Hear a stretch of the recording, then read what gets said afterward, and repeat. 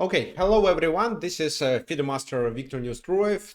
I'm glad to see you here at our workshop. Today the topic is peace sacrifice for a long-term initiative. Actually, this is not the position we are going to study. This is the position from our previous events. This is the position we are going to study.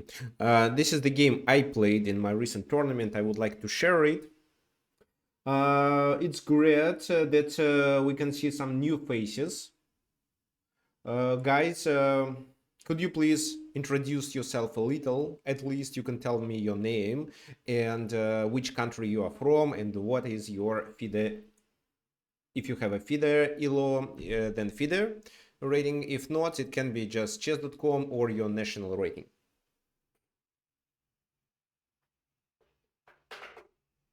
Oh.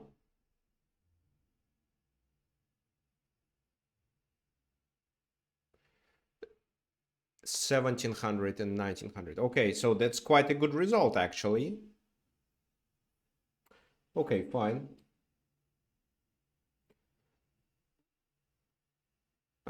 So people are joining. We are going to start soon, just maybe in a couple minutes. Well, you can, by default, you are muted during the workshop, but if you want to suggest a move, if you want to say something or ask an important question, you can unmute yourself and ask it. Or you can just use text in the chat. Roshan Sa from India. What's your rating, Roshan? And Manish from India, his rating is 1587. Okay, so my rating is 2283 for now, but I decreased it actually in my recent tournament that was played last week. I decreased it. And the most disappointed game happened in the last round, where I was well, I cannot say I was winning, but my position was much better. It was the end game, so starting from the first, maybe after the first 10 moves, we passed the game to the end game, where I was dominating the whole game. But then the position became equal, I blundered it, and it became absolutely drawish, and I was playing for a win, hoping for the best, and made several mistakes being low on time. Okay, and then I lost, but yeah, I really wanted to win, but lost. Ron is from Denver, United States. No rating at the moment. Okay, no worries, no worries, guys. Those of you who don't have an opportunity to play over the board in US, CF, or federated tournaments, don't worry. You can keep playing online and progress. Training online and playing online. And once you think that you are strong enough, you can join over the board tournament and show your strength. Okay, fine. So what are we going to talk about? We are going to talk about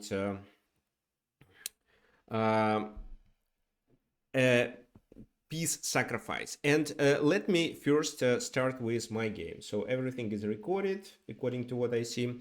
My game against, well, this guy was well, like 2000 or 2000 plus something. I don't remember if he was a national master. His name was Raul Maikes. Because, well, I'm living in Argentina, so I'm mainly playing against chess players from Latin America. Fine. So e4, this is how I play. d6. It was Philidor, but a bit weird version of Philidor. So typically they take on d4. So knight f3, this, bishop e7, bishop f4. I play queen d2, castle queen side, and initiate a pawn storm on the king side.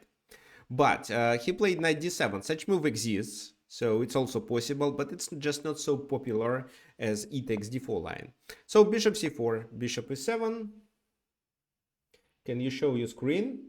I think I'm showing my screen. Let me try it again. Yes. Yes, Michael, I'm showing the screen again because I even see it on YouTube. I'm streaming on YouTube and the screen is there. Guys, do you see my screen? Okay, perfect. Thank you. So bishop e7 was played. So here many of you may consider, okay, let's just sacrifice and then trap the queen. Well, if king e8 or king f8, you do trap the queen, that's true. But in case of king g8, this idea of a bishop sacrifice isn't so promising. Knight c7, I think it's queen g6, and according to what I remember, it's not evaluated as favorable for white. That's why I don't play it.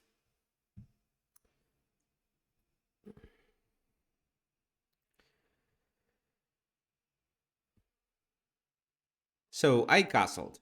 Well, rook e1, c6. Well, rook e1 eliminates such moves like knight e4 in order to play d5 then and fork my pieces.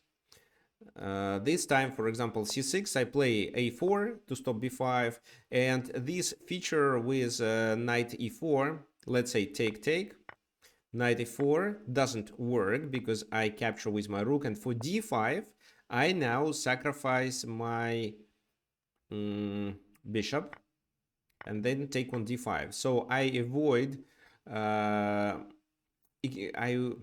try to eliminate such a situation when we just exchange pawns in the center. So knight e4 is a very common trick that allows them to fork and simplify because of that. But this time he loses his knight for one pawn. However, by capturing on e4 with a rook, I'm able to keep these two pieces on attacking d5, and I can sacrifice my bishop for two pawns. So I'll be a pawn up at least.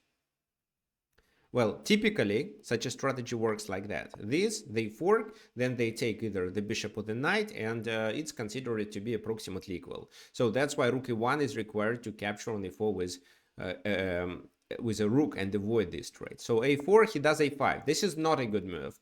According to my analysis, it's b6 with bishop b7 and then a6. He tries to play b5.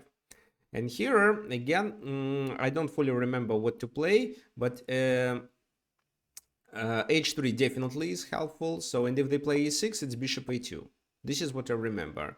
Occasionally, I can consider doing d5, especially if he does b5, because then the pawn on b5 is a weakness. Right now, b5 is even a blunder, because if I take, he takes, there is bishop f7, which opens the discovered attack. Well, just a few explanations about the opening. So it was Philidor, he plays a5.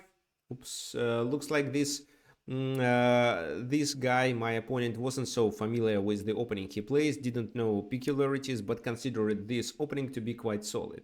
So I played h3, queen c7, and I decided to retreat with the bishop, or just to avoid complications. E takes d4, he finally take. So I take with my knight, aiming to go there. He plays this move, of course. Now he wants to trade on e6, but with bishop f4, I'm adding pressure on this pawn. So knight e6, I retreat with my bishop. If he want to trade, then my queen is in the center, which he did, and I think it was a wrong strategy. But if he doesn't do so, then knight f5 is coming, and once I liquidate this bishop, d6 will be so vulnerable. Knight d4, queen takes d4, knight goes to d7. So what he wants is to play this or that move, depending on his goals. So, for example, if he needs to defend there on d6, then knight e5. And I provoke him to do this. I played king h2. Maybe f4 was already a good move, but I played king h2 just to make sure that the bishop is protected in some variations. He plays a weird rook a6 move. I play f4, chasing the knight away, and then I play bishop c4, chasing the rook away. I thought he wanted to go there, which I consider it to be quite favorable for me because this is not hanging. There are tons of discovered attack that I may consider occasionally. Or just bishop b3 here would work too. Or just b3 with a pawn would almost trap the rook on b6. So he plays bishop a8. And this is the position where I had to take a critical decision. What would you suggest for white to play?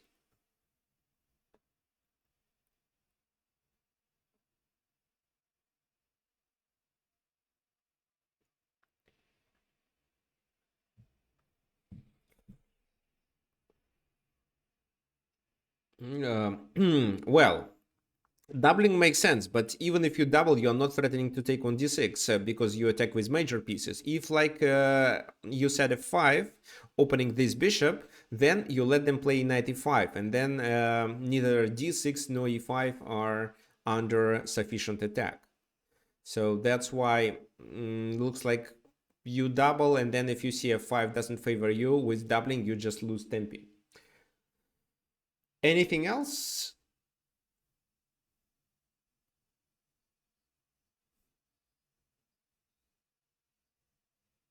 Directly e5, right? You said e5, not f5. Okay, e5. Yes, I this is what I did. Yeah, John suggests to gain space with e5 too and exchange pawns. Fine. Well, it wasn't the best move, but it was definitely fine move. But what I have to calculate there is definitely d5.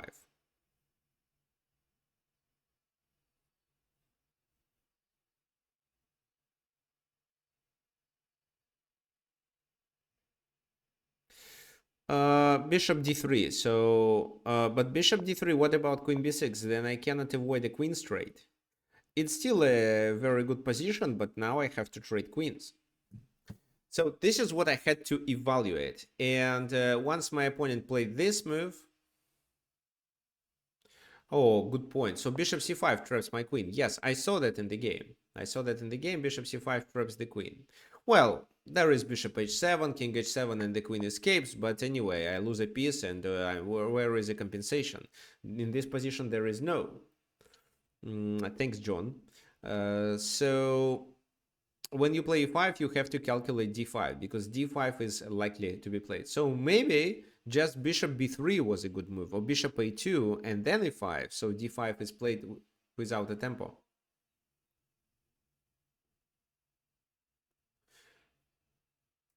So this bishop e2.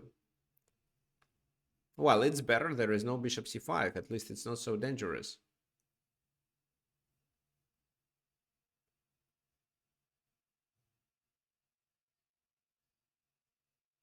In this position, they don't really need to play this, but they can instead locate their knight on e6, because you cannot play f5 at the moment. It's just a bishop. Rook f1 is too late, so they will play knight e6 already.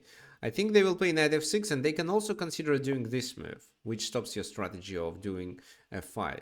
So it will be too slow. And then the knight is successfully blocking your position with by occupying the e6.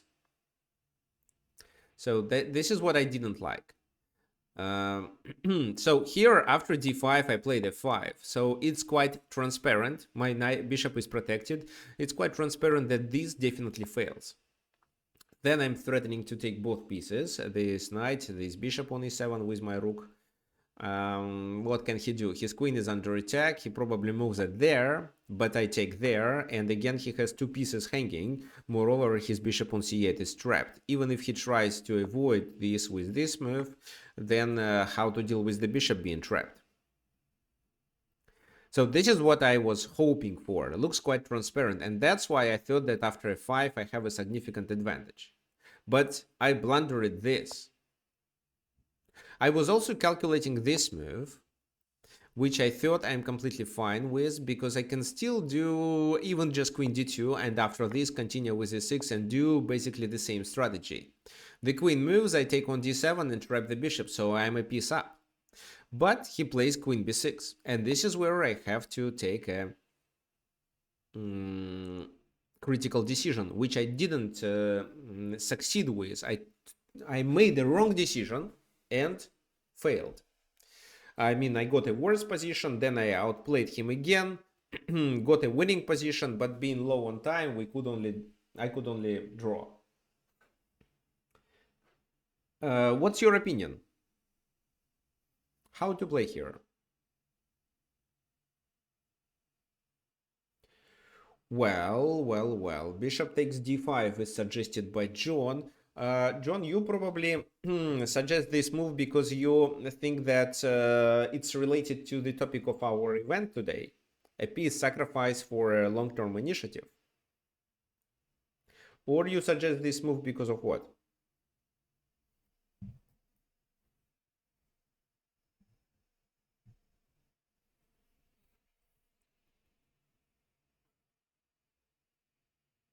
Mhm.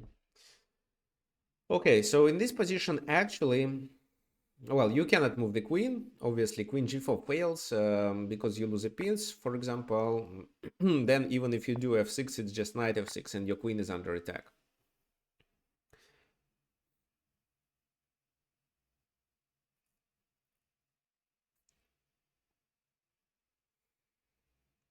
So here, if you want to take on d5, you should take on d5 with a knight, because then if he trades queens, you win a piece. So he doesn't trade queens. He has to take there. You take there, and with the queens on the board, you have better chances to convert your long-term initiative due to these pawns. This is how I should play, which I, of course, underestimated. And I wasn't sure that there is sufficient compensation, so I decided just to trade queens. We are not going to analyze this this game after that. Let's go back and let's discuss. And let's discuss what I should play. So here, after d5, I'd better take on d5 right away. And this time, I can take on d5 with my bishop, which would provide me with an extra temper after doing this move, knight d5. So this is my game against Raul Maikes, where I, instead of sacrificing there, played this move, and after queen b6, I had to trade queens. Well, I did trade queens, but that was a mistake. So instead of doing f5, I should sacrifice a minor piece for 2 pawns right away. This is a fork. But how to evaluate that this is sufficient compensation for a piece? So, for example, well, I definitely saw that position. There is also queen c5 move, which provokes a queen's trade, which intends to trade queens, but actually he's not even threatening to do this, because if he does this, I have intermediate capture on e7. So if queen c5 is played, I would just continue with this move. Maybe he does king h8, and then I have enough time to bring my queen to g4 or something like that. But let's now talk about a direct move, queen d8. He's defending on e7 with his queen. So what? Well, definitely f5. And what can you say about this position? So if I were black, I would play rook a6 move. And this is where I stopped the analysis. I calculated f6, I calculated e6, and I wasn't satisfied with neither with any of these two options.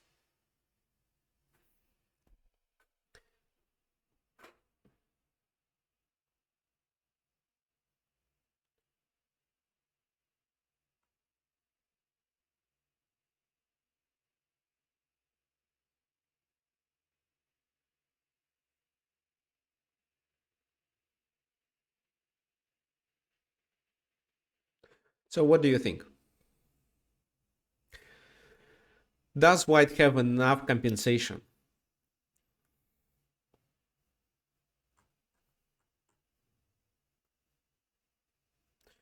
Probably not. Okay, so Brian, can you please specify your answer? So here John suggests e6 with knight e7 then. Makes a lot of sense, but e6, how do they play?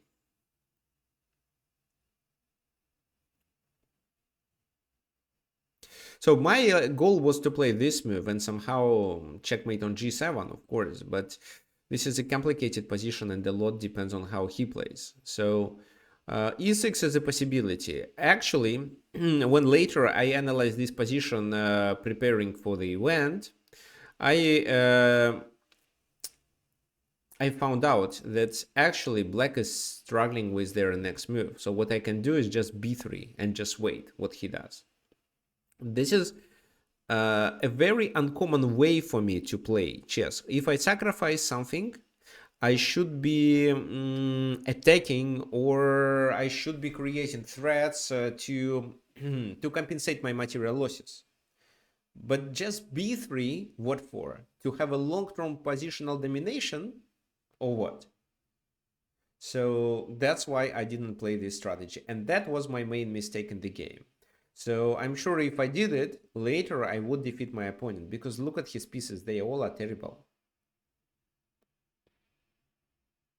And I decided that if I struggle with such sacrifices, which are actually not so difficult to find, then my students definitely struggle with it. And that's why we can create a webinar and devote it to this exact topic.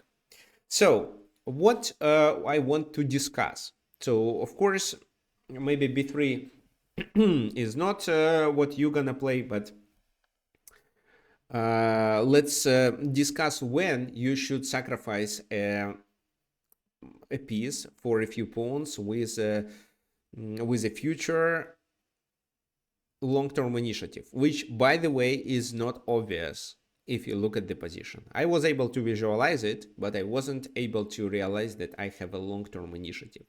So here, when you decide to sacrifice, you should, if it's not a blitz game, you should definitely weigh all the consequences. Otherwise, you would have to defend your position without material in the end game. So why we may sacrifice material? Because of a long-term attack on the enemy king. This is the most common strategy. Here, it can be an attack, but most likely it's just a domination because of the f5 and e5 pawns. We can create pass pawns. Oh, I mean, we may sacrifice material to create passed pawns. This is also another reason to initiate a sacrifice. We can sacrifice to improve our pawn structure. This happens quite rare.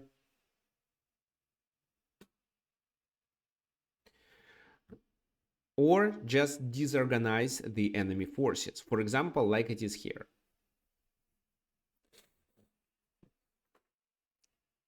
So, but if you, well, I'm like more a direct player. If I sacrifice, I should be looking for threats, and I was calculating these two moves.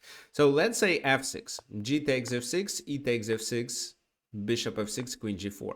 So why do I suggest obligatory bishop f6? Because if knight f6, there is a capture on e7. So if the king moves, I take the queen. So most likely he sacrifices the queen. After which I take there, and that's it.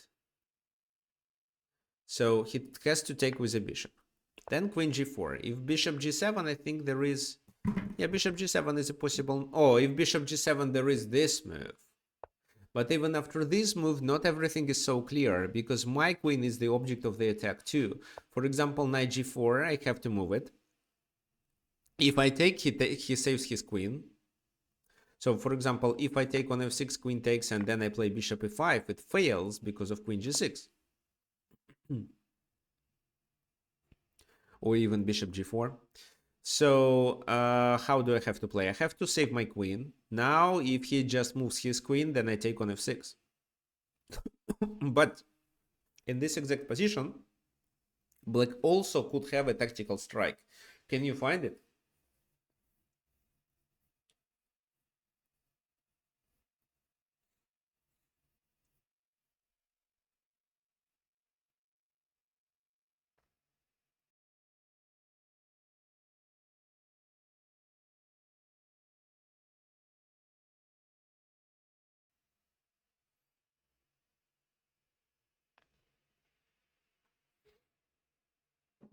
So the position is actually not so dry. Once you can play, once you play f6 or e6, it becomes so sharp. That's why this possibility, no, I mean this opportunity of playing e6 or f6 keeps the position sharp. And every move is a responsible move, for black at least. So queen f3, then what? Did you find the tactical strike here? How do they save their queen? Because if they, let's say, play this move, it's knight e7 and they win the queen.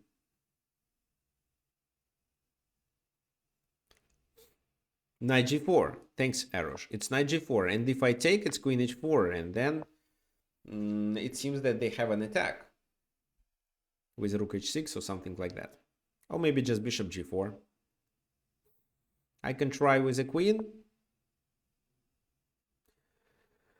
But to be honest, I'm not satisfied with this position. So maybe I can just play king g1 here, after which he creates a counter attack. So this knight e7 finally, and then this position I can play rook d5. Well, that's so complicated. This is so many moves to visualize. So that's why I just rejected this line. Another option is to consider e6, like John said. But I've takes e6, so I don't think knight c7 is so good. They can play bishop f6, for example. They can play rook d6. That's why take, but then knight c5. However, this time bishop c7 works well. What's the purpose of this move? Well, he can play bishop d6, or he can play queen e8. Otherwise, the queen is trapped. For example, bishop d6, of course, I don't take. King h1, and if now he takes, then there is a 7, and most likely I'm winning after that. So king h1, if he does knight e6, it's rook e6, and the queen is still hanging. And if he, well, he can take there, then what's your suggestion how to play?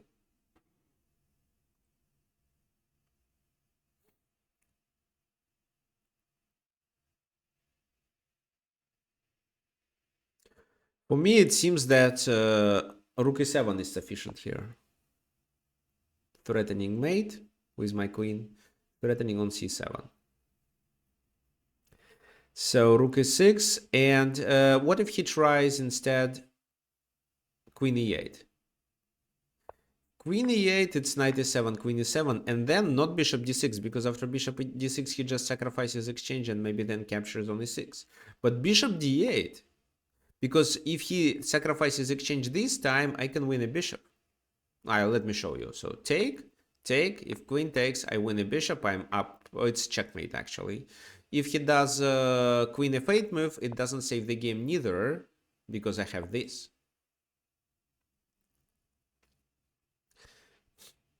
So bishop d8 and the queen is trapped. Where does it go? Back to e8, but then I can take the knight at least. So I restore material balance, and I am 2 pawns up. Bishop d6 works as well. Okay, tell me how does it work?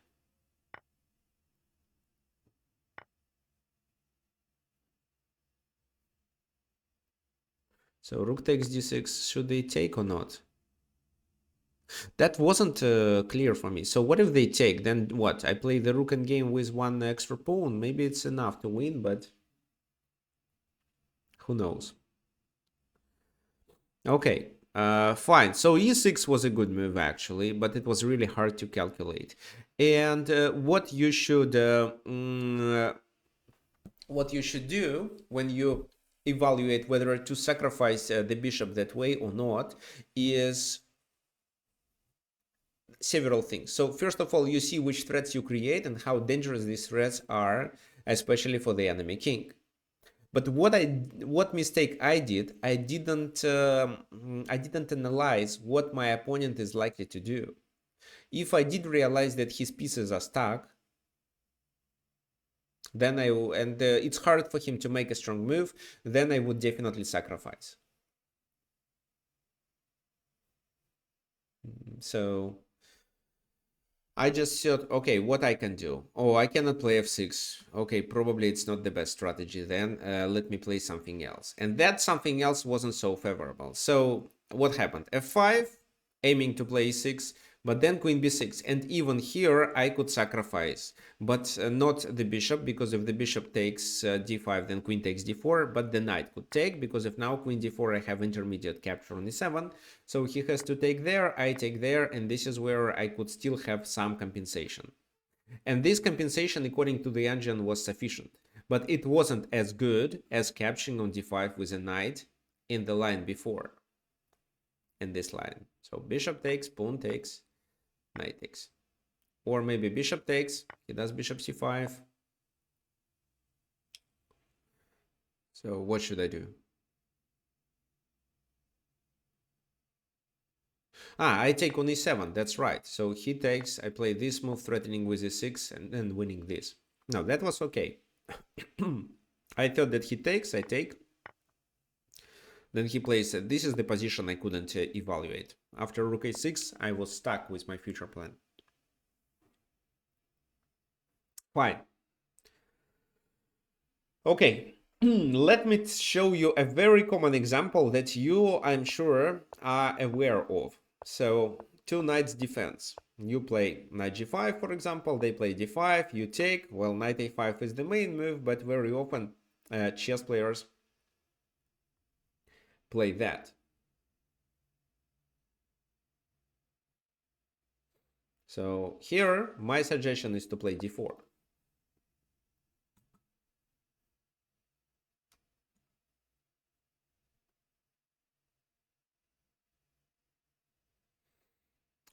Well, it's slow attack. Why? Because there is no decisive, or there is no evident compensation after knight f7. How do I decide it? So I saw, when I was younger, I saw the game that Alexei Shirov played there. He was dominating, but he couldn't realize his initiative and his attack.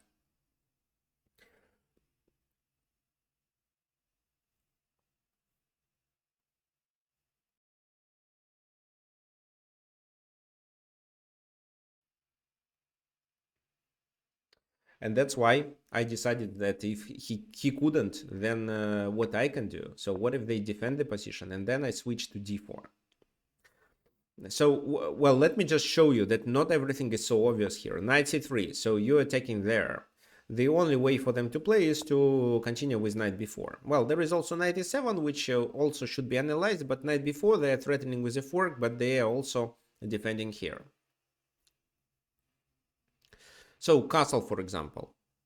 Or you can consider a3. Let's say castle, but with castle they defend on d5 with c6, and you don't win a piece immediately. So you have to slowly undermine his position, then queen e2 maybe, adding pressure there. King goes to e7, knight e4, queen g6, and not everything is so clear. Looks like you have an initiative. You can play bishop g5, check, but what it allows you to do? The king escapes, there is no checkmate, and your piece is down. If black solves his problems with development, he is likely to save the game and even play for a win. So that's why by doing this sacrifice on f7, you take a lot of risk.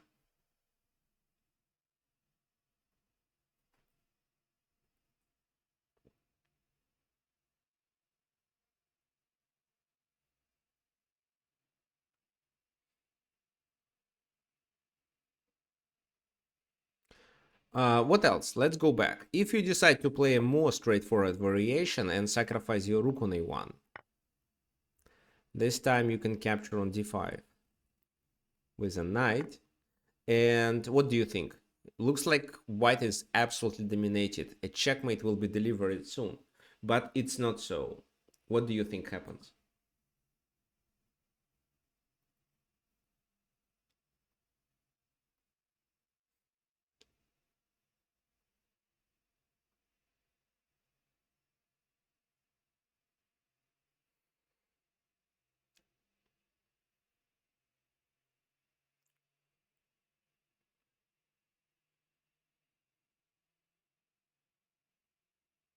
So who can tell me?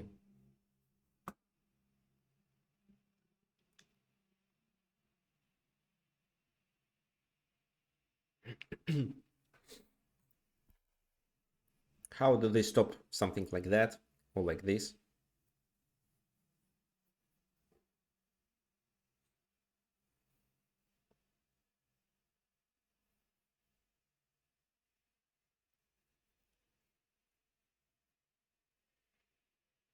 King d7. Oh, I don't think it works.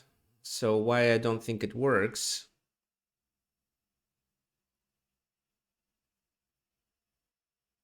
So Brian, what do you think? I think it's queen f5.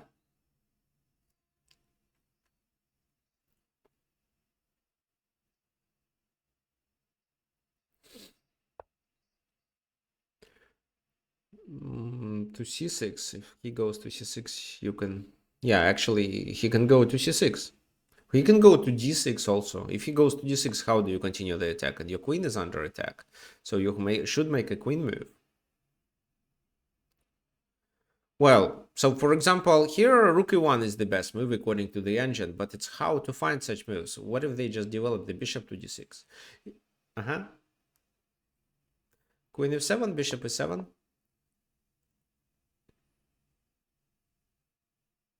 b6. What's the purpose?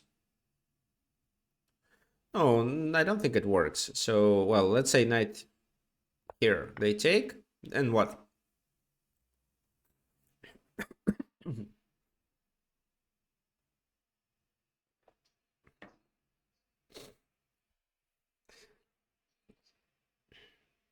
So you see, we don't know. We don't know what to play. So go back.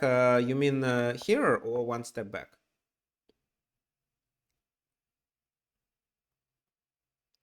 So queen g7 maybe according to what Brian says, and then knight f6. This is the most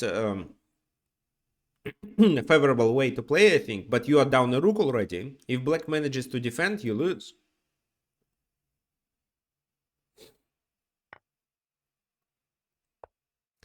Yeah, there is queen f8. Fine. So you see, it's not obvious.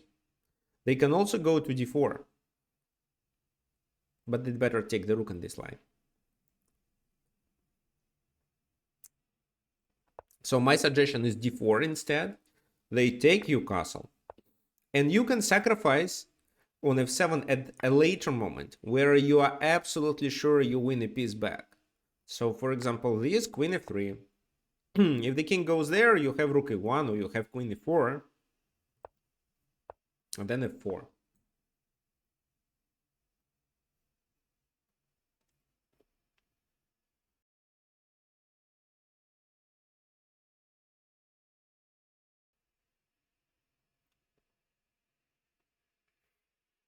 So you definitely win a piece, even more than one piece. So for example, if this, then bishop f4 can be played, and after queen d6, take, and you take on d5. So you're one piece up even. So you lost one, then you gained one, and then you gained the second one. So that's why the king cannot go to e6. They have to play this move. Here, it's quite obvious that you have a long-term positional advantage due to the enemy king's position, which is exposed, and the black's development is slower because of that. He always have to think about the king's safety. So that's why my suggestion is d4, play lowly attack.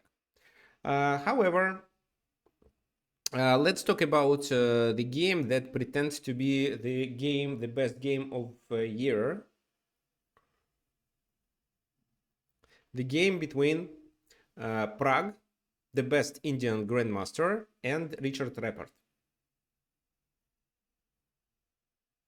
So recently Brian sent me this game, and I decided that this is a good example of how to play for a long-term initiative when you sacrifice a minor piece in the very beginning of the game. So it was Semish against King's Indian. Well, in this position, many players who don't know how exactly to play. I actually know that this bishop e3 is a more common move compared to knight g2. So knight g2 can be kind of inaccuracy if you expect them to play this move. For many, maybe there is no big difference. I suggest you to playing bishop e3 because one of the common strategies is c5, and here c5 also works, and black has to sacrifice a pawn but have a compensation. But is it so easy to make such a move if you don't know this opening? Black may consider that there is no sufficient compensation and reject this move, and for example continue with this move. And if they continue with this move, then you have knight e2, you have d5, and then you can initiate the original plan of Samish. So queen d2, castle queenside, and defeat. This is, for example, what mainly happens in many Brian's games, which he mainly wins. Well, e5 is not bad itself, but it allows white to perform their plan that they have in mind. So they are doing moves which are quite obvious, and at the same time these moves are quite strong. So and if you are not like a strong chess player and you don't know how exactly to parry the white's threats in this position, then you are likely to make a mistake. So knight g2 was played. Okay, fine. And here Richard Repart plays a6. He wants to sacrifice a pawn similar to Bianca Gambit. So bishop e3, knight d7, queen d2, and then he does this move. What if they take? So Prague probably knew that capturing would provide black with a sufficient compensation. So c6, knight goes back, and then the best move according to my analysis is e5. How does it work? Well, if they take, the knight takes, so the knight becomes super active. And white struggles with development. So if instead d5, which is also common for Samish, it's knight b6, still aiming to go there. For example, d takes c6, knight c4. Temporary black is 2 pawns down, but the c6 is likely to fall, and black's activity compensates a pawn loss. So Prague knew about that, and he played h4. Richard Repart replied with h5, castle queenside, and then he does e5. So d5, and well, on the one hand, the activity on the king side is stopped, so g5 is likely to be a serious mistake. g4, I mean.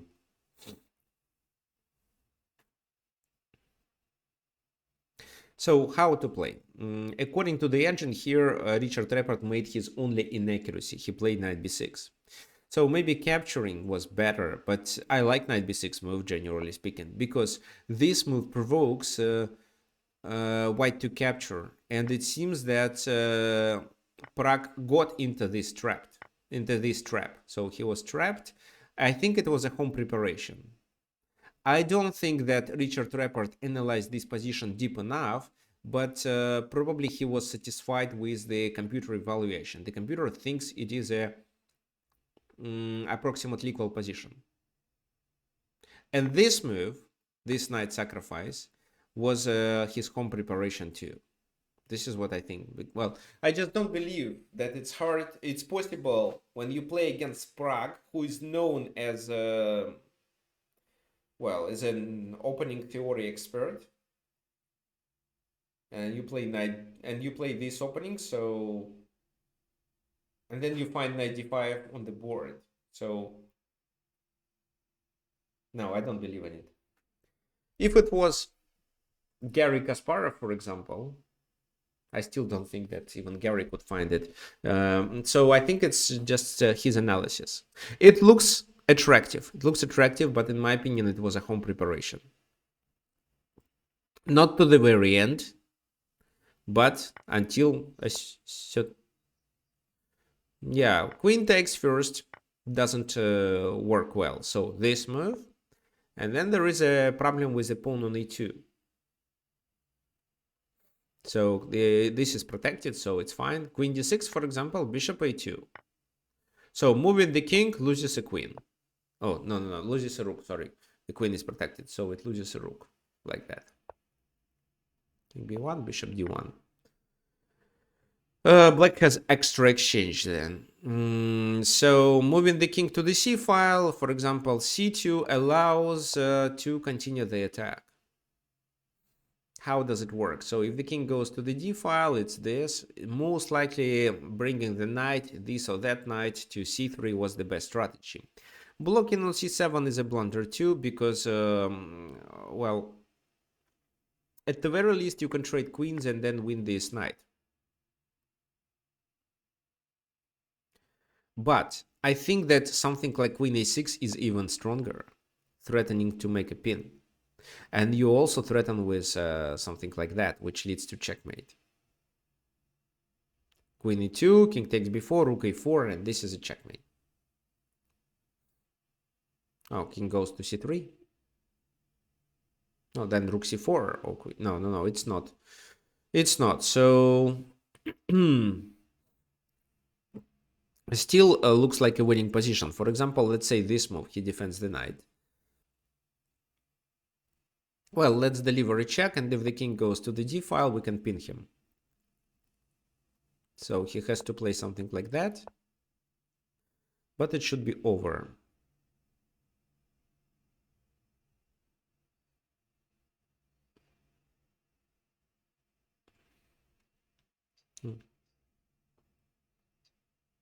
Yeah, the queen is here, so what for?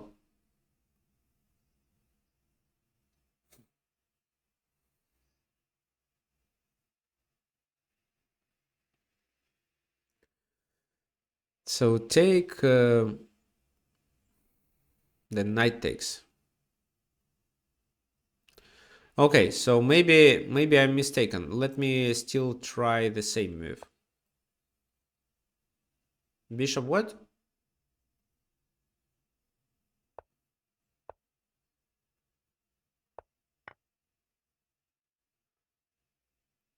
You cannot play this move. There is also a knight. Then the other knight takes. You can capture with your rook on c3, but then you don't have sufficient material to win the game, I think. Okay, so rook fc8. So let's just start with queen e4 right away. What do you think about this move? So I like it where the king goes. Can the king go there?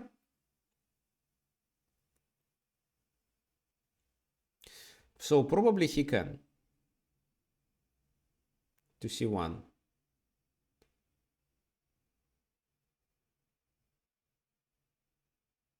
He should go to c1, I think.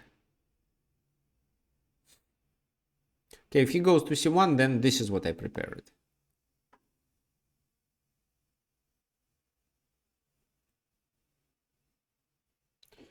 Okay, who suggested queen e2? John suggested queen e2 instead. In which position? So queen d7, bishop b3 right now.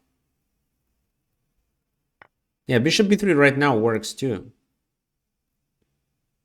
So this check, this.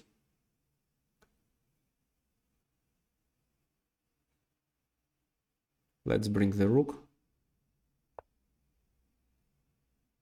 Ah, knight where? c7.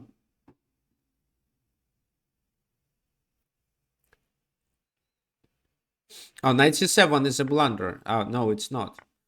There is knight c3. b3. b3 in this position. So b3, king c3. Okay, so let's just play this, and after this move, let's play b5, because he cannot take it. And once he goes there, you can play this. And if he goes there, you can use your bishop. Okay, finally it comes. And well, this fails. This maybe a rook move is better, I don't know. Fine, so yes, it's a winning position. So the queen cannot take on d5. The pawn has to. But after this move, well, king c1 means queen c8, and they have to sacrifice material back, and you have a long-term initiative. This time without any material compensation for white. That's why they have to move their king to a1, which is a vulnerable position, because there is always a threat of doing something like that. And if there are no pieces to block and no way for the king to escape to b3, it's losing. However, at the moment, it's not. So can you guess the next move of black in this position?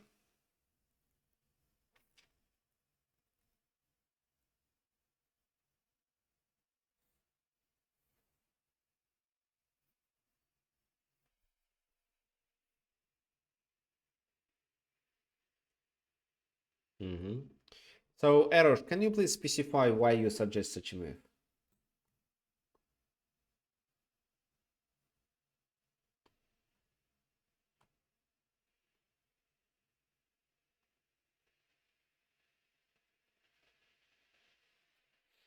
So the b pawn is critical. That's right. So you should save this pawn because rook a4 exactly. If they play b3, then you have f3, and that opens this main diagonal. So he is likely to be in trouble then.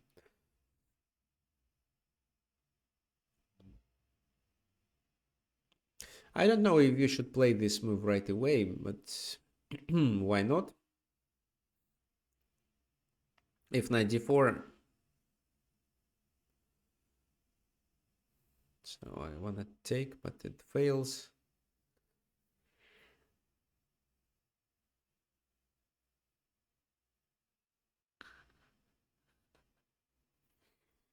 How does black win here? It seems like black doesn't, so maybe e4 was premature. In case of b3, you have first to play rook a5. And in case of queen b4, then you can consider a4. Or even this first and then e4. You win some material back, but this is not so obvious. Now you are down a rook.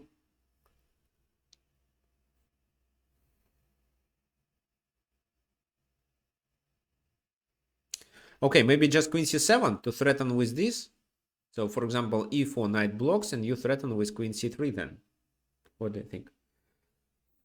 Rook a3 in which position?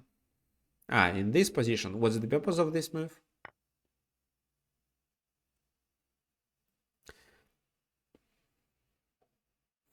Queen c7.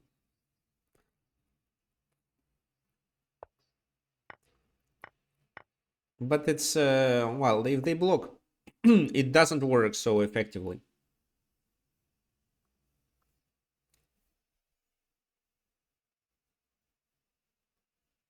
No, it didn't work. The queen could take. Who was on? The pawn was on b2. You mean here? Like capturing immediately? No. Then, well, he can block with a knight, and having in mind that you already sacrificed the rook and the knight on d5, it's too much. Also, they have the b3 square to escape. But I think the safest way was just to play this and sacrifice some material, but then save the game. But then save the king and win the game. So rook a4, knight goes to c1. So actually b3 was possible, but too risky. So knight c1, queen d7. Why queen d7? Adding pressure there and threatening with rook e8. So what white should do in this position? So white is likely to lose in case if they don't create a counterplay, and this is what they should try to do. For example, this take, and this is how they open the position. And still aim to attack. Rook c8, for example, h5, and after this move, it's an exchange sacrifice. If this move, then I think kind of a pin with rook g1.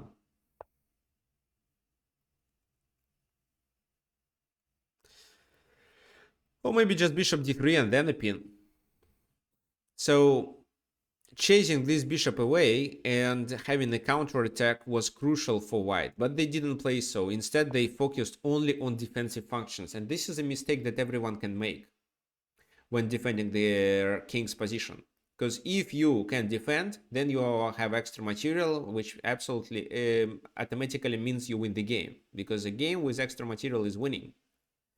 You just shouldn't make more blunders and should pass the game to the end game.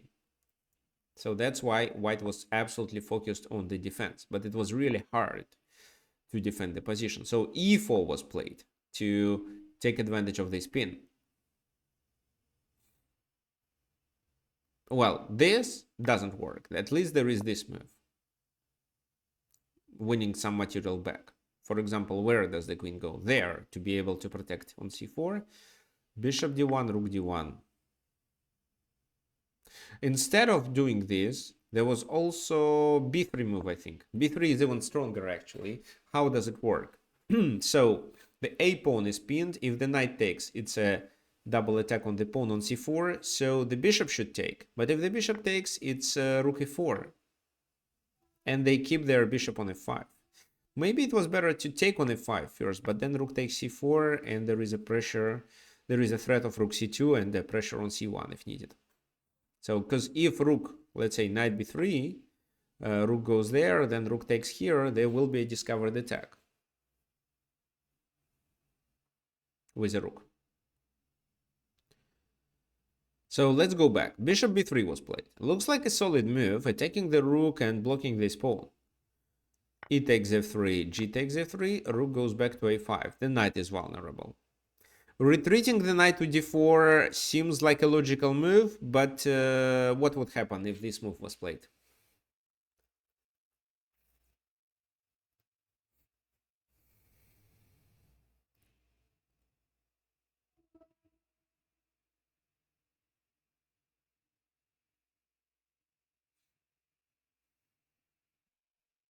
Yeah, obviously rook c1, a rook trade for two knights. Then black is only down exchange, but they have one pawn as a compensation, and the second compensation is a bishop pair. So black in this position is not worse. Maybe not winning, but definitely better. Anyway, Prague didn't want to sacrifice material and played bishop c4, so defending on b5. What would you continue for black in this position? Bishop c2, right. The concept of bishop c2 is that if the queen takes, you can take on b5. Well, maybe it's not so transparent, because, well, you may consider taking on b5 with a rook, then this, then this, then that. You can take on b2 with your rook, but it doesn't lead to a checkmate. It doesn't lead to a checkmate because they can... what they can do, good point. Yeah, something like that. And then the king gets a square to escape. Yeah, perpetual, but black doesn't want perpetual. Black plays for a win. So b3 is a good move, actually, because there is a threat of a checkmate. So knight b3. I don't see a better move, but it seems that the king escapes.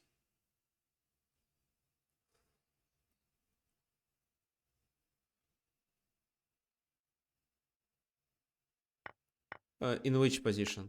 Bishop.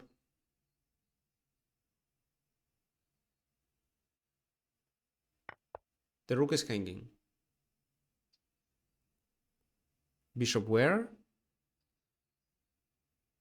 Ah. Okay, well, if you had this bishop, then the position is better for black, if this bishop was black. Okay.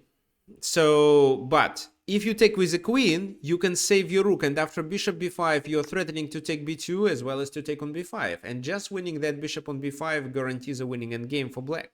Maybe not fully winning, but definitely with good chances to play for a win due to pieces activity and the weakness that white has. So queen c2 wasn't played, and bishop c2 interferes the enemy pieces interaction, so rook d2. Bishop goes to a4. That was the concept. This knight doesn't have very many squares to move. The only square it can move is this. After which, rook goes there, and this is a pin.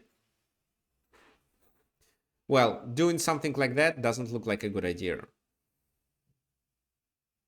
First, it doesn't really attack this bishop, because then the other one on c4 is hanging. Second, I think b5 should be played. Well, this means this. Oh, no. This means actually this and then this. Oops. So what they have to do is to take there. Then you take with a pawn. Oh, you take with a pawn or you take with a rook? What is better? Oh, let's take with a pawn, and then we take there, adding pressure. And we also have c3. So looks like a winning position. Knight c6. This is what Prague decided to do. He decided to trade on c6. However, he realized that after that, he simply cannot save the bishop because b3 never works. Then he loses it. That's why here he found intermediate move of knight b3. Well, Richard Repper took on c4. So if pawn takes, then queen takes or rook takes, and this rook is protected. That's why queen c4 is a must. But after bishop b5, the queen has to, well, either take, after which the queen is trapped, like that, or the queen has to go to e4, like it happened in the game. So black is down exchange. And for this exchange, they have a compensation of a bishop pair, as well as one pawn.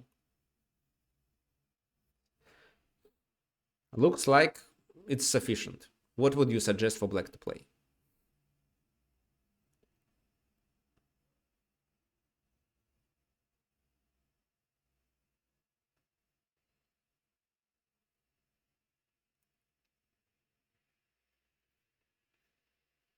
Rook c4 instead of bishop c2.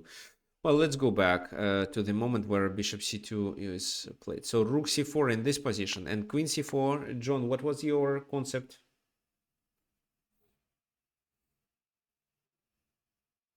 You take on b5. I think it's still playable.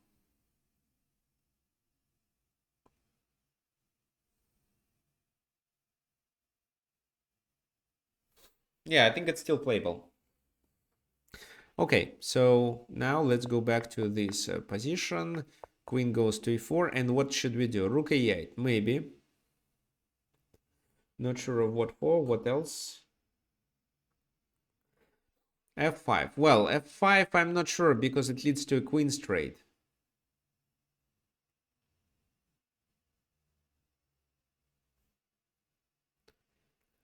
Having in mind a danger that the enemy king is in at the moment, you'd better keep more pieces on the board. So bishop c4 is a natural move. They'd better bring the king to avoid problems, but rook c2 was played. And that was probably the last mistake after which the game was over. b5, supporting it, knight goes to c1, and rook goes to e8. So black just continues playing this position positionally here and combines his strategic ideas with tactical threats. So, for example, who can answer what happens if they just win our pawn on d6?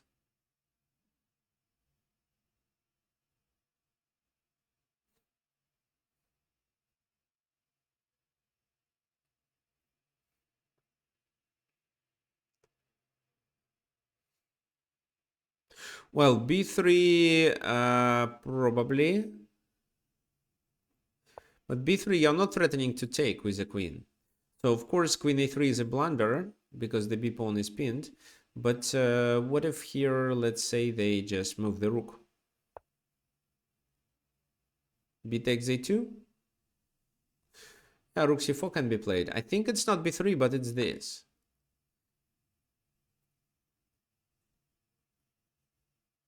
And if you play this, it's this. So that's why if you capture, it's this, threatening the mate, and queen e3 doesn't help because of queen takes. So I think it's bishop capture is first and then b3. That's why it's rook c4. Liquidating this bishop was the white's priority. So pawn takes, queen takes, covering b3. It seems so. But b3 is still played. The concept is that after queen b3, it's this move. And then rook b2 with tons of discovered attacks. If knight takes, then what? Who can tell me?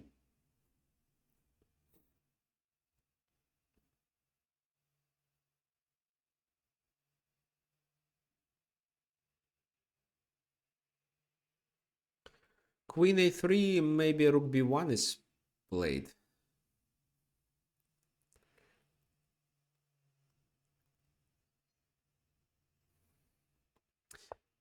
Yeah, there is, but just this.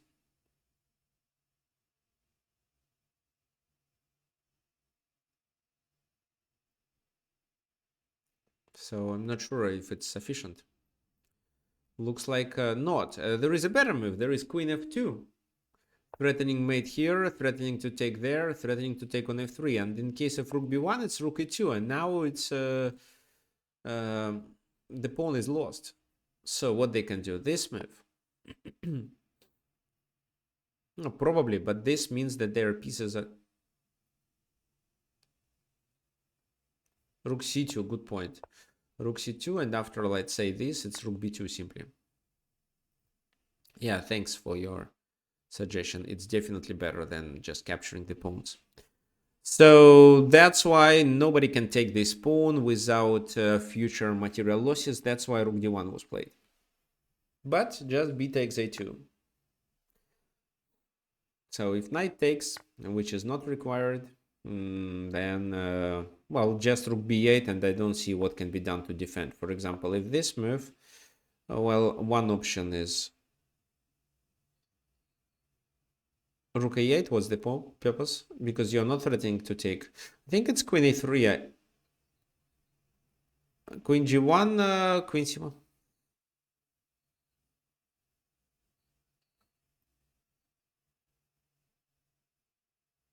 Ah, can they defend?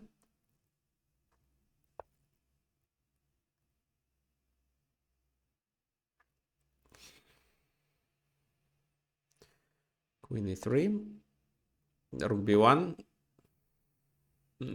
Yeah, well, you can, yes.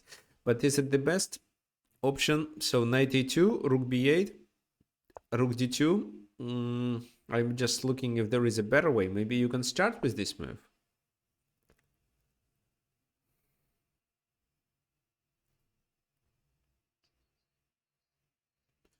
No, queen c3, bishop c3. You cannot take my queen until there is a pin. So I think this is a win. Because if now, what? The queen should defend... Queen c1 or queen c2? So which is better? Maybe queen c1 is better. Then rook a8.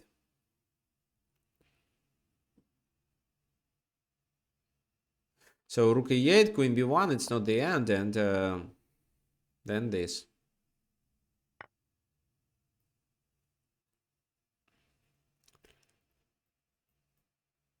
It's actually almost the same, actually. So, okay, so he didn't take. He played queen a2. But queen f2, threatening the weaknesses now. And now rook e3, and the game here ended. Why did it end? Well, obvious. If knight e3, it's queen f3 simply. This is a pin, and these pawns are weak. If, let's say, rook d3, then simply rook e1, and what does he do with this knight? He can play like that, but most likely he just loses everything. You can add pressure with all the pieces and then start... Well, just capturing on h4 is fine here. Yeah, and push the h pawn. Well, you can just go back and trade everything and then push the h pawn. But it wasn't even required. So you see, it seems like it was a home preparation, and everything starts with knight d5 move. What the rapper did analyze here is that the king has to go to a1, and there is a long-term attack. He maybe made a few more moves, but it's really hard to predict the next move of white. So that's why he just got some ideas of how to attack.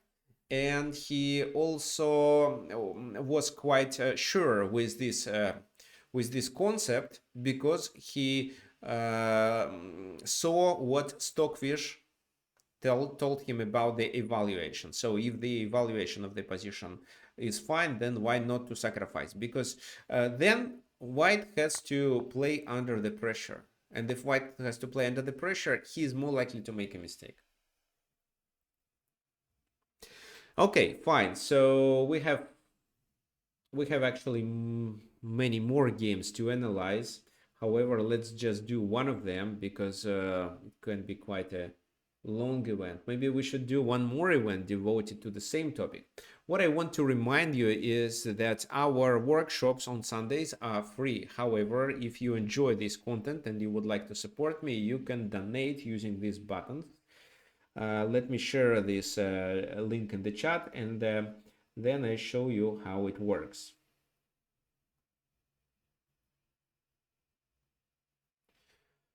You click this button.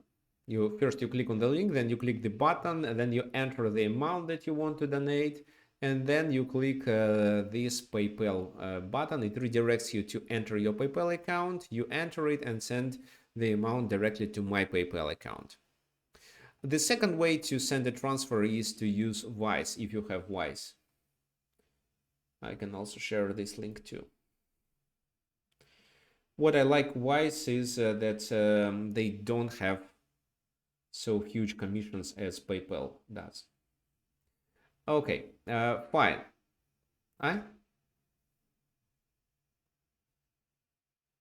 Okay.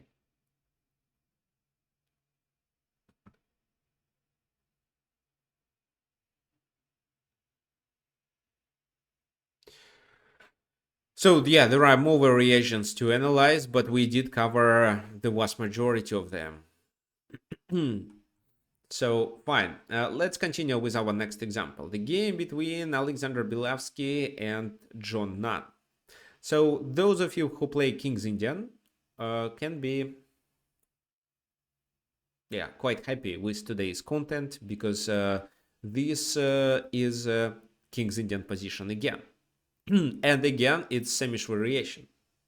So the knight goes to h5. The knight went to h5, and with this move, usually black wants to play f5, and this is exactly what they did in this game. They played f5. What white should do? So white decided that they should take. Now I have a question for you. Which piece to take? Pawn, bishop, or rook?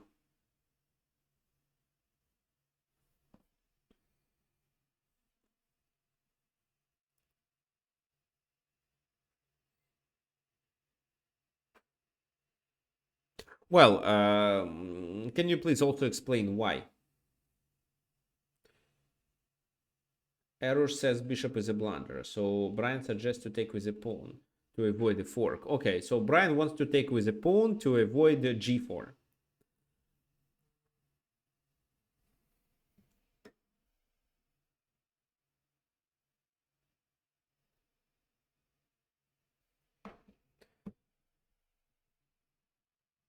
Anything else? Okay, so taking with the pawn, what does it allow us to do? So, for example, if we take with a pawn, they would better continue with f4. We would have to retreat, and then after g3, looks like their position is quite solid and our knights are not really doing much.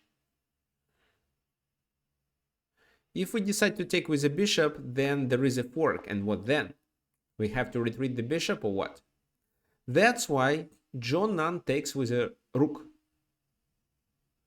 because then he has in mind rook f3. If rook is taken, it's knight f3 fork, and white loses material. So that's why they took the knight. After which you can just take on h5 if you want, but taking on h5 seems like a very slow move. You don't win the pawn. Well, technically you do win, but then 2 pawns on the h file are considered almost like one. So he takes with a rook, then he takes on f3. What then? This rook is still poisoned, because after knight takes, there is a fork. And for the piece here, black gets a pawn and excellent piece coordination. Besides pressure along the f file, there is also a threat of bishop h6 here. This bishop can be quite active, and the knight on e5 is also ready to join. It's already participating because it secures the position of the rook. And white pieces are poorly developed. So with this piece sacrifice, black was not mainly relying on the attack on the king, but more about it was about the pieces coordination, and similar to what could happen in my game, inability of white pieces to make a helpful move. Because which move? Bishop g2, then knight c4, or even knight d3. Bishop e2, then rook f2. So bishop d3, just knight d3. Castle queenside, rook f2. So they have to play rook h2 or something like that, or even rook d1 first. That was probably the best move. Bishop f5, rook h2, and then bishop h6. The queen goes there.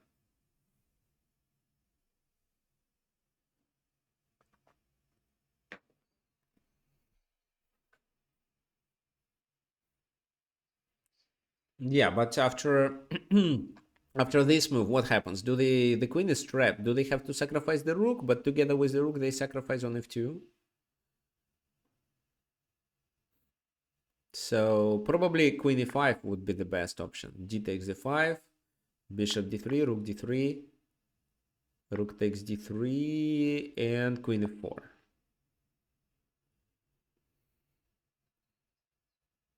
Well, no, there is still a lot of potential play, but it seems that black is winning. So let's compare material, because it's just queen and pawn versus rook and two knights.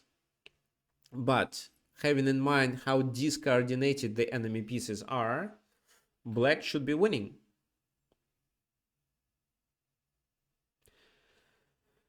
Well, what else to suggest? So, well, this again is a blunder because of knight d3, because of rook f2. So everything is a blunder. H takes g6 maybe is a possible move. Actually, yes, but just bishop f5 and similar threats. Nobody cares about this move. For example, rook d1, bishop h6, g takes h7, or g takes h7 can be played earlier.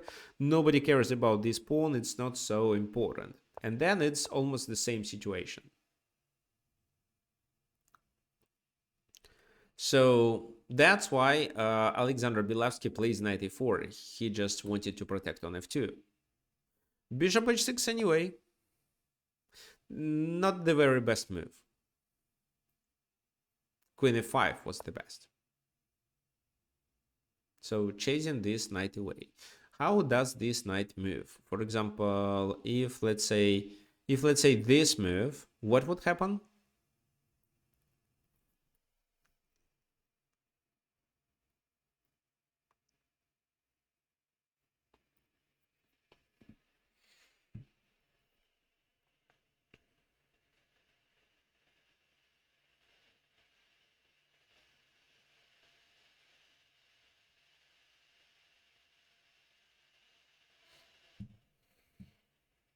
Who can tell me? There is a knight on g1, so playing knight f3 just trades the knights.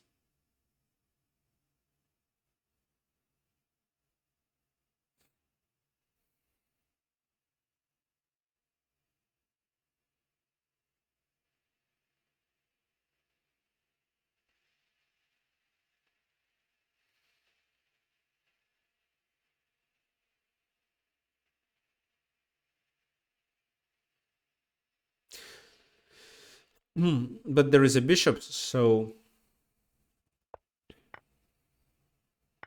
you cannot play this move. Like that.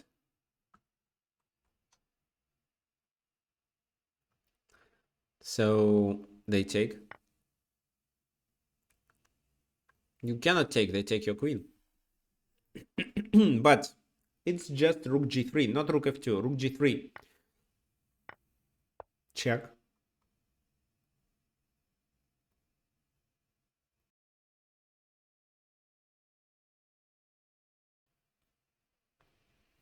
And what then? So queen e2, you can take on h1. This is one feature.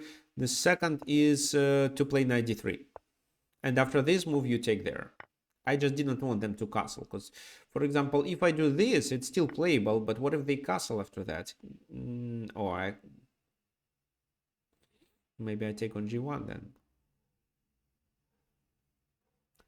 Yeah, I think it's still playable. Just queen h1 directly works well too. Okay, so queen f5 would work, and after this move, they have to sacrifice material, because if king d1, I take on e4, and then take on f2, winning material back, and there is a domination. If the king goes to d2, it can be bishop h6, or just knight f2, winning material. So queen f5 was a really good move. He missed it. He played bishop h6. Maybe he was too focused on this move. Queen c2. And another mistake that John Nunn did, he played queen e4. So this game isn't such a good game, for example, like the one that Rappert played. What can he play in this position? Rook takes f2, you think? Well, rook takes f2, knight takes f2. What did you achieve?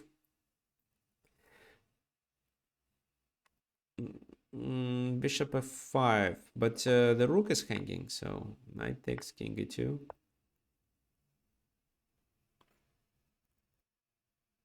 Maybe you can play something like that. Bishop g2. Not sure.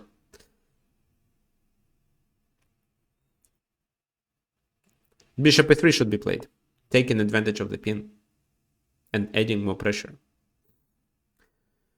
So what could happen here? Let's say this. How to defend? Like queen e2, take, and queen f4. White has an extra rook, but the position is completely lost. Why is it lost? Because there is no good move to play. For example, h4 to develop the knight, queen g3. Knight goes that way, but knight f3. And after king d1, knight d4. Where does the queen move? It's difficult to find the square, and then you can win a knight for free. So you will partially compensate your material sacrifice, plus you continue your attack. Let's say rook h2, they just defend. Then bishop f5.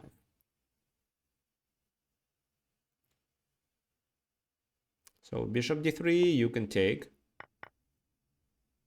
And then you take on f2. So for example, like that. Then you can take there and then there. Should be still a winning position. Maybe you'd better take with a rook, actually. Yeah, you'd better take with a rook because you threaten the enemy rook. And if they take, you can checkmate with your queen on d2. So rook h2 fails. Knight takes f3, then knight takes. So king e2 is a blunder. That's why king d1. But then knight d4 anyway, and there is a threat of queen f3. So queen d3, queen f3. This, so capturing looks attractive. But you can play this move. Because if the queen takes, it's knight c2. And if the bishop takes on e3, it's bishop e4 and the rook is lost. So this is what John Nunn didn't calculate. He played queen f4. Well, still fine, still playable. Knight takes f3 was the best move. That would provide white with some chances. But in the game it was played knight e2. And then still black is much ahead. What would you suggest for black here?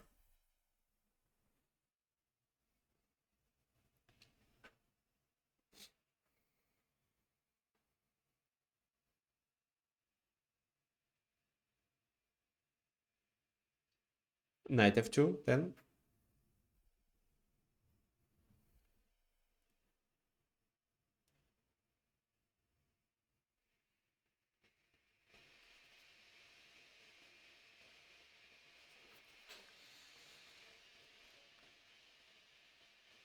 King d1. Queen. Okay, so actually you're right about knight f3. So queen f3, you are not even attacking there. So you are only threatening with this move. But knight f3, king d1, and queen h4. So you're attacking the knight. In order to defend this knight, they have to move it. If they played something like that, there is bishop f5.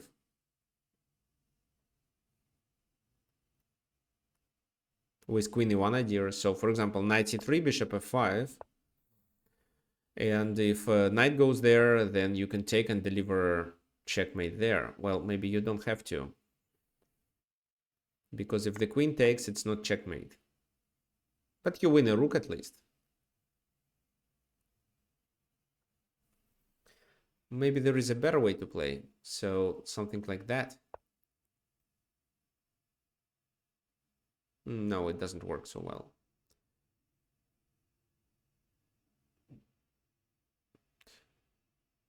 Yeah, knight c3 was a possible move. Knight c3, probably you start with this move. Where does the queen go? Anywhere the queen goes, you can take on f2. Okay, so knight d3 was played instead. They saved it. And bishop f5, pinning it. So potentially threatening to win a rook. Like that. That's why knight goes to c1, what means that if bishop takes, there is a knight from c1 takes on d3, and this is how e1 becomes protected. On the one hand, you may consider doing this move, but it doesn't win a rook.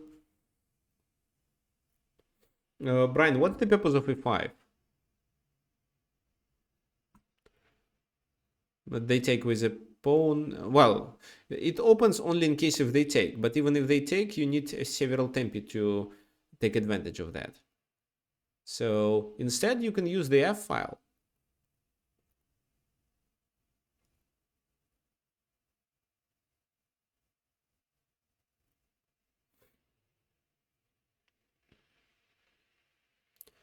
Knight e1. So what's the purpose of knight e1? You don't have enough attackers to capture on d3 and win a piece. You take on c1, but still not enough. So let's say it's your turn. You take on c1, I take on c1, you take on d3, I take on d3. So it's still not enough. Well, rook f8 is, I like this move. If there is no better move, then this looks fine. So what did John Nunn find here? He played knight d2. What is he threatening with?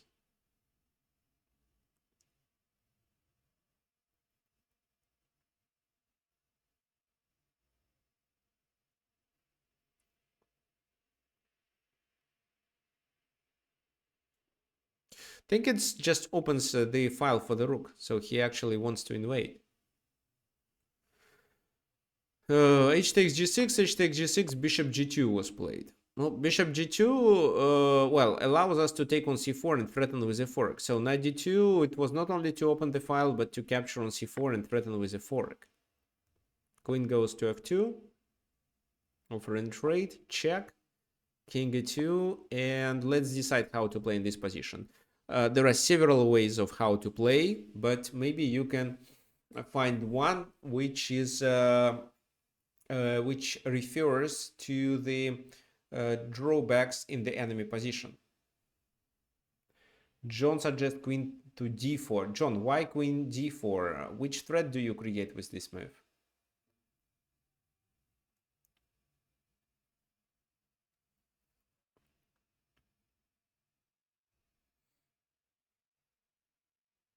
Oh, on the b pawn. But wait a sec, the b pawn is protected by the knight.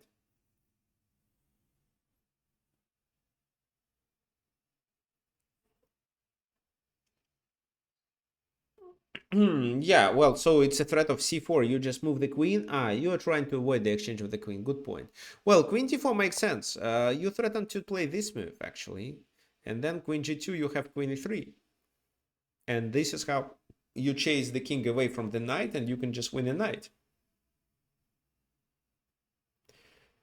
c4 is a threat too, I agree. But you can invade the enemy camp on the other side. That's even better. How does he stop it? He's totally pinned, and moving the king, well, for example, here, means you can already take the bishop, take the knight, and then play rook f8.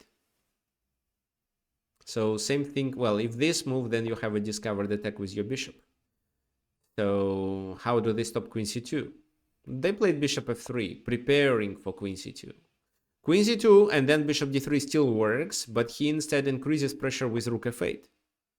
Rook g1, I don't know what for, it's hard to suggest a good move. And queen c2 still looks good, but he plays knight c2.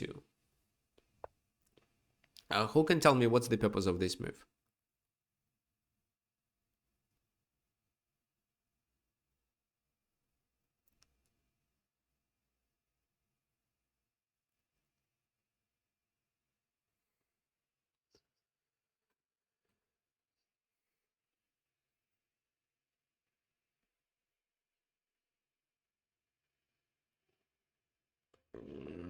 Queen. Until there is a bishop, you cannot play queen e4. Maybe you mean like queen d4, but what for? The king moves.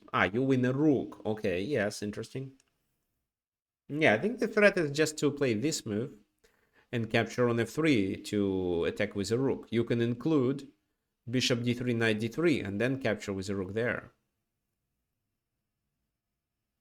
So knight d4 is a threat. That's why he moved the king. But after bishop d3, it's game over. So knight takes, queen takes, and it's mate. If knight doesn't take, then which move to play?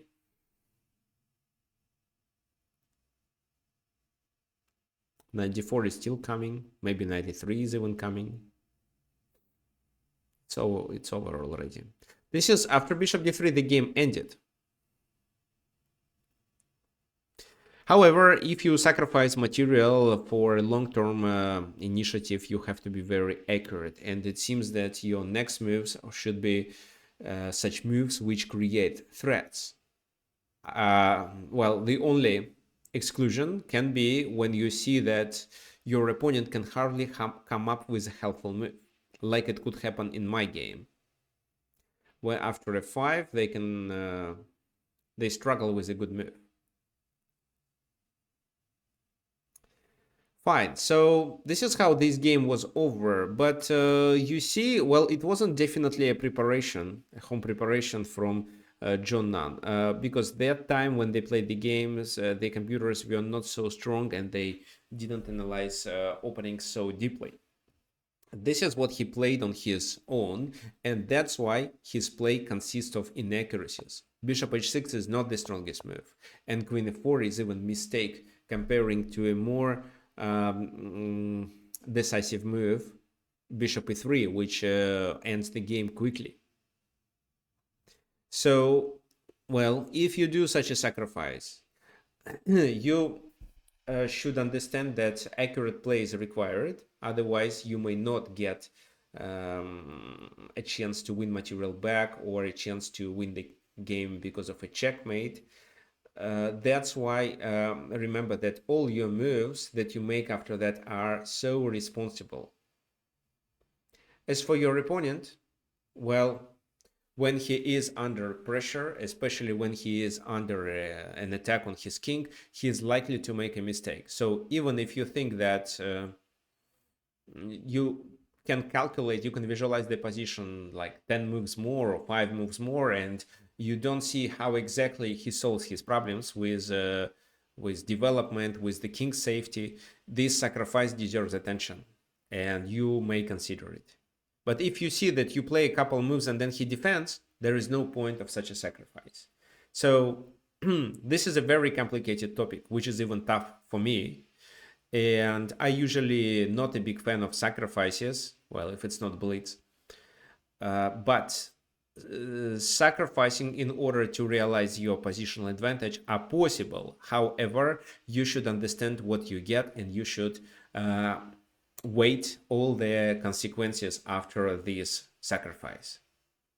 And let me remind you what you are, what exactly you should wait, which factors, like how strong your attack on the enemy king is, if you can win material back quickly, or at least some material back, and the one which I usually undervalue often, what your opponent can do. If you see that it's hard for him to make a move which doesn't lose the game, then you are on the right way and this sacrifice is likely to work.